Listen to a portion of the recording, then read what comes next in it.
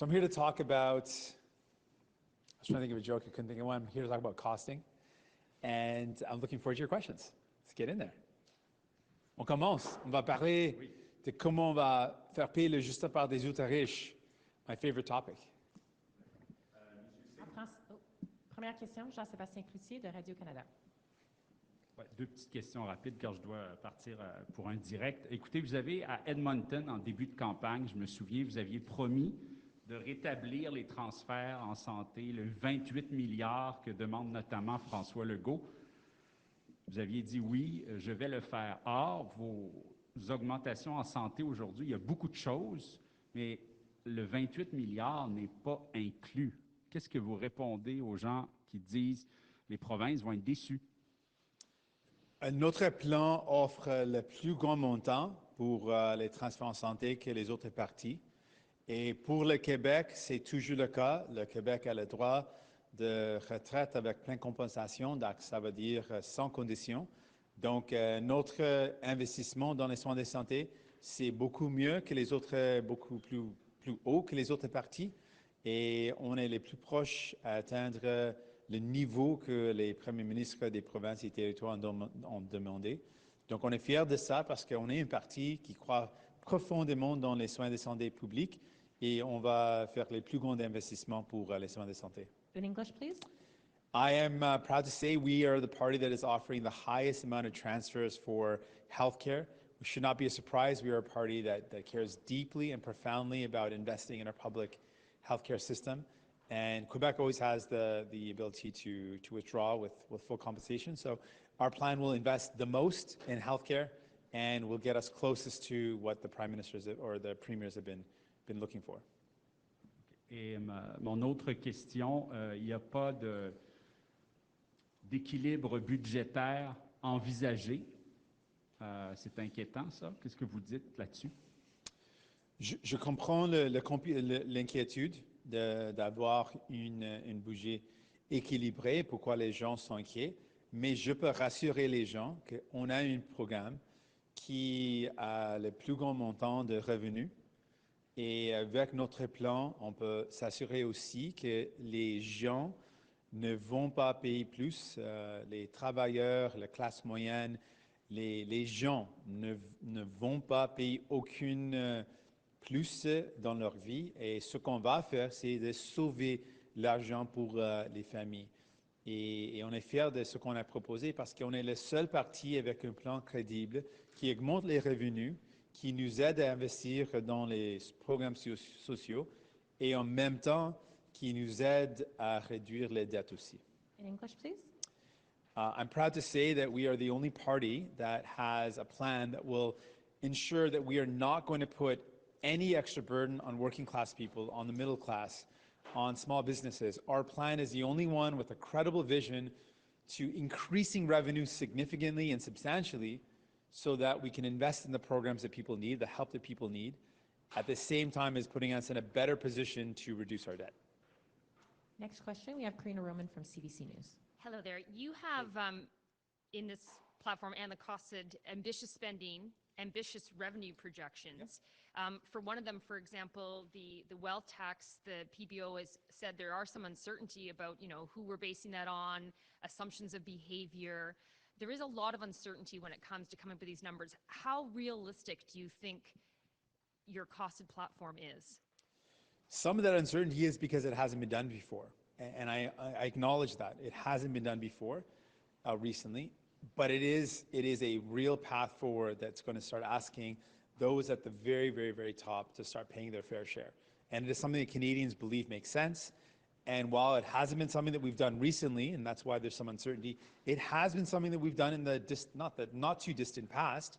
There was a time when the super wealthy paid more of their fair share, when the burden didn't fall on families as much, and when wealthy corporations and the ultra wealthy were contributing more fairly. There was a time when that happened, and that's what we want to return to, that the burden should not be shouldered by the middle class, by working people. It should be those at the very, very top that are actually shouldering their fair share. And that hasn't been the case for a long time because of Liberal and Conservative governments, and we want to fix that. And in terms of the excess profit tax for, as you say, corporations that made out like bandits during the pandemic, is how I think you put it this morning. That's right. Is it fair to apply a tax like that to companies, no matter how well they did, when they didn't know about this before the pandemic? The pandemic happened, they did well, and now we're going to tax how well they did. Is that fair? Yeah, it's very fair. We did it in the World War time period. In the World Wars, there were companies that were profiteering, and some of them might have not been doing it purposely, but if the conditions of a crisis mean that everyday folks have had to sacrifice and small businesses struggled, but there's some companies, just because they're in the right place at the right time, made record profits while everyone else suffered, and we're wondering who should pay their fair share for this crisis. I would think it makes sense that if someone made money off of the pandemic, then they've got a responsibility morally to contribute a bit more. And this is not a brand new idea. We acknowledged the importance of this during the World War period. There was profiteering taxes, and we adjusted them to make sure they worked. And we're saying, let's do the same. Like Amazon, I keep on coming back to this example, but it's pretty outrageous how much they've earned in this pandemic, how much of a record profit that they've earned, and the fact that they pay virtually nothing in Canada in terms of taxes. And I mean, that's already a problem. But on top of that, there should be an extra portion that companies that have made out like bandits, that they pay. And Canadians agree with that. That makes a lot of sense. Next question, Annie Bergeron-Oliver from CTV News. Hi, Mr. Singh. Your platform pledges to spend about $214 billion over the next 5 years, which is roughly 3 times what the Liberals are proposing, as well as the Conservatives. Given the spending that's in here, do you not think this is a document that voters could have benefited from seeing earlier? You did release your platform a month ago.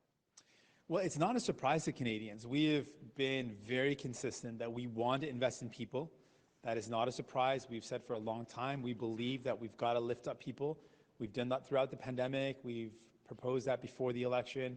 We've long been saying that we need to invest in people. We believe in that. We're absolutely firmly confident that that is the right way to move forward. And we've also said the way that we're going to pay for this is not going to be on the workers. It's not going to be on the middle class. And we've also been really clear on that. This document just highlights what we've been saying for a long time and provides more details. But the plan has been really clear to Canadians. We're going to invest in you, and we're not going to put the burden on you. We're going to ask that the ultra-wealthy pay their fair share, and that's what today's document outlines.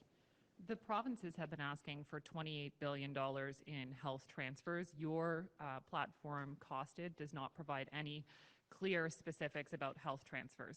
I know officials were saying there is $68 billion in health spending, but it still won't reach that $28 billion. So what do you say to the provinces, and specifically Quebec, who have been pushing and asking for $28 billion specifically from the feds? We say to provinces and territories and to Quebec that we are investing the most in healthcare. If healthcare is something that you care about, New Democrats are offering the most investments in healthcare, far more than Liberals and Conservatives. Just our pharmacare investments alone are more than what the Conservatives are investing. That $10 billion to put in place a national universal pharmacare is more than the Conservatives' plan. That's just one of our commitments. So if healthcare is a question that people are concerned about, and they're wondering about who's going to invest the most into keeping our public system public and investing in it so we can be there for people when they need it, our plan offers the most investments. And for Quebec, that applies as well. Our plan will invest the most in healthcare, and that will help people in Quebec and across Canada. Next question, Richard Sussman from Global News. There's no path in here to get back to balanced budgets. When should Canadians expect, if there is an NDP government, to get back to the books being balanced? We have the most aggressive plan to actually increase revenue to get us in a better position to reach that balance. And we believe that's important, but we wouldn't do it on the backs of people. And we would get to that better position financially, fiscally, by the measures that we've outlined: closing the loopholes, ending the offshore tax havens, the wealth tax, returning the capital gains inclusion back to what it used to be in the 2000s. The metrics or the measures that we're putting forward will ensure that the burden does not fall on workers, does not fall on families, but puts us in a better position to pay down our debt in a way that puts the burden on the wealthiest, on the billionaires, on the companies like Amazon. And that's the right way to move forward. And we've been long saying that that's the way we would go forward. The Liberals and Conservatives have a different approach. They're not looking at increasing revenue in a significant way like we are, and they are going to be cutting that help that people need. But is there a path there? Like you haven't answered whether there is a path to get to the books being balanced. Yeah, there's a path. And our path is that path to get to that point should be about increasing revenue, making sure that the ultra wealthy are paying more of their fair share like they used to. And we are the only ones laying out a credible path to getting to a position where we're in balance that doesn't actually cut help to people or put burden back on the same people that have struggled. We are the only ones providing a plan that gets us back towards balance while we can still invest in people that puts the burden on those that should be paying their fair share, the billionaires. Next question. Next question, Menaka Raman-Wilms from the Globe and Mail. Hi, Mr. Singh. Hey there.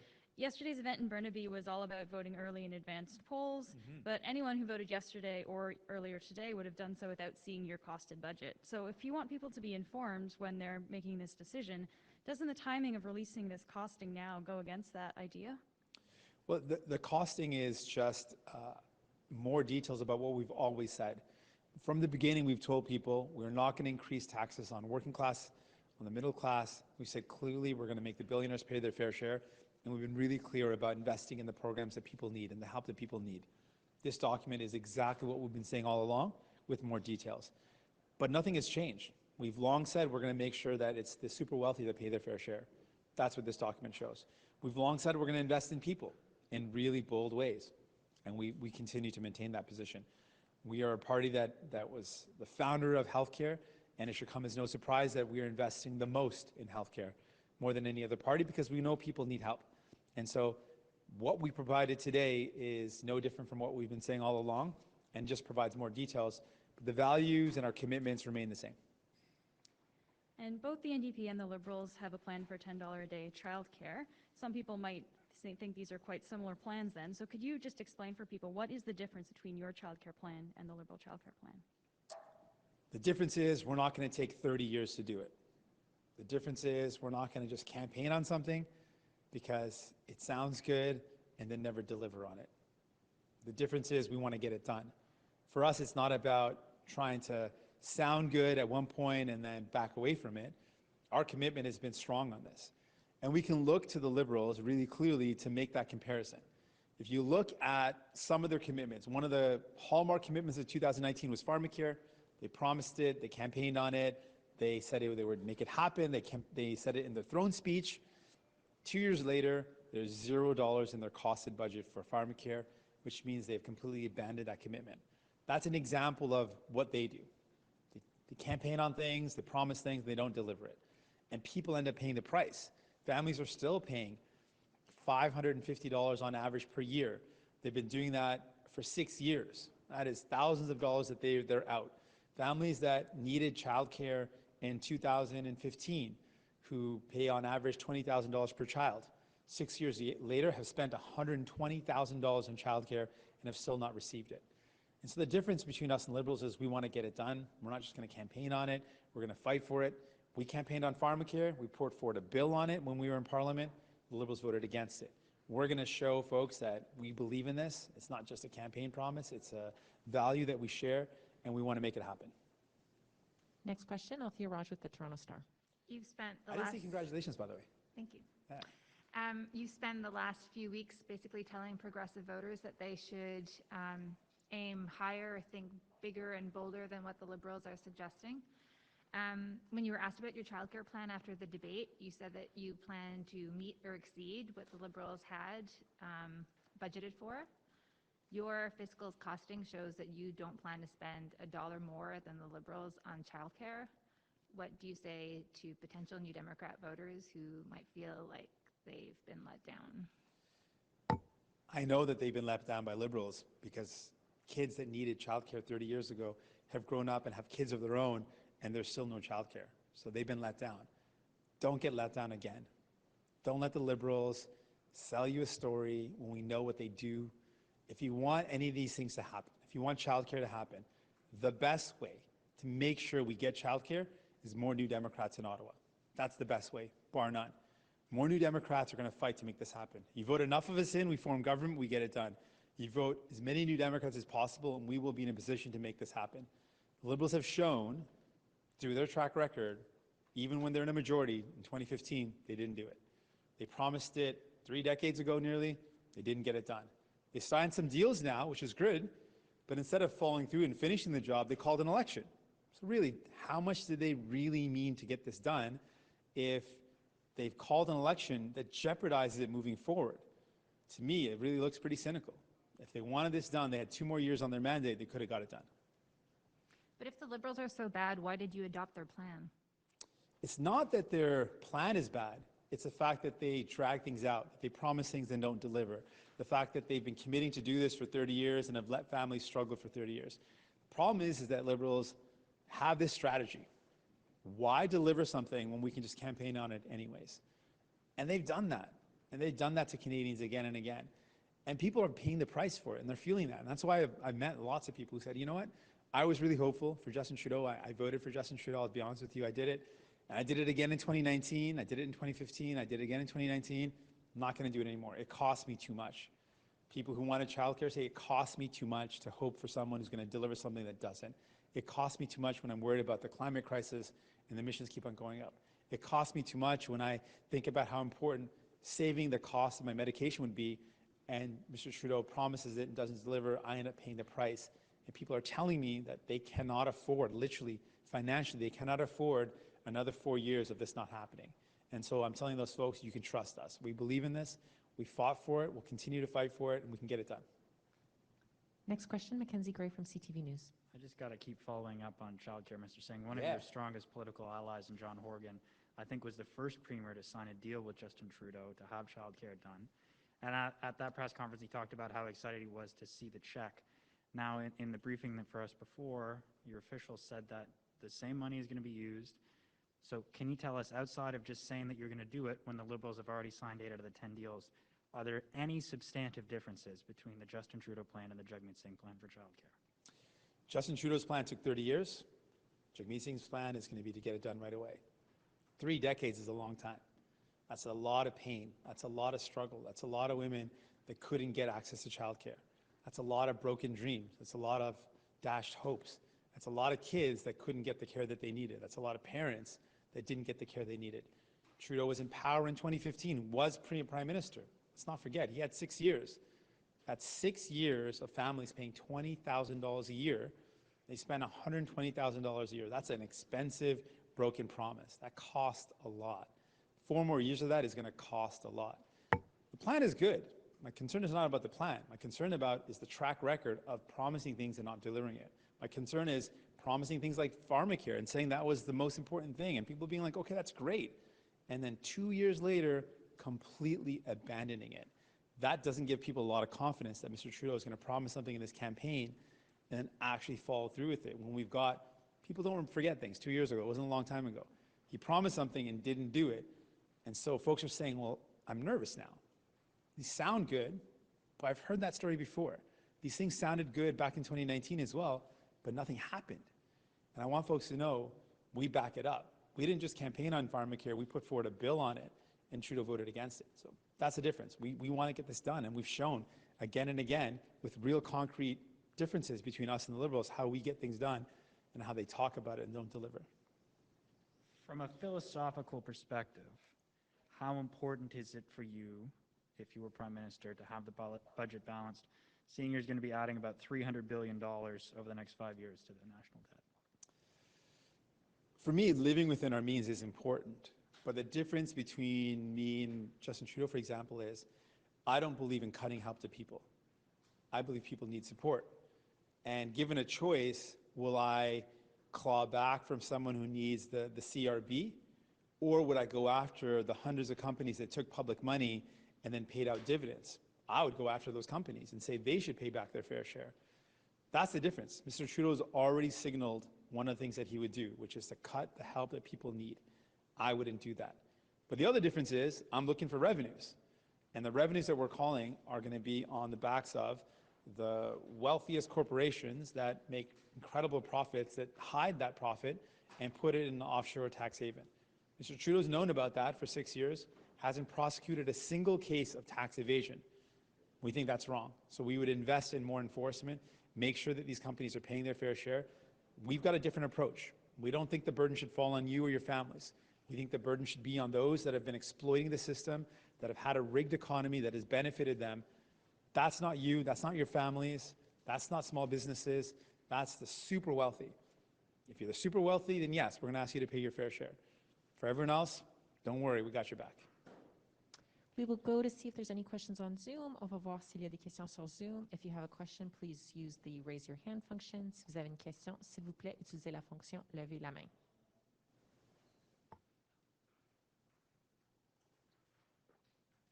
This looks very professional, by the way. Like everyone on their desk. I feel like I'm in a very serious operation right here. This concludes our press conference. Thank you. Merci. Thanks so much.